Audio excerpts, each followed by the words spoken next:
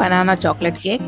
దీనికి కప్పు పంచదార మిక్సీ పట్టేసి 3 బనానాలు మిక్సీ పట్టిన బనానా షుగర్ మిశ్రమంలో కప్పు మైదా జల్లెడ పట్టి అందులో 1 చెంచా బేకింగ్ పౌడర్, పావు చెంచా బేకింగ్ సోడా వేసి పావు కప్పు నూనె కలపాలి.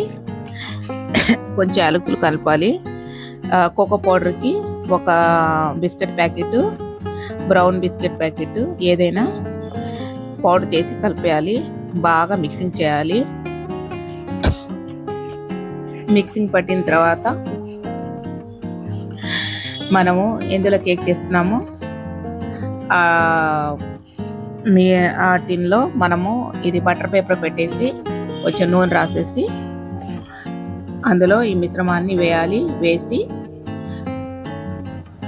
2 సార్లు ట్యాప్ చేయాలి.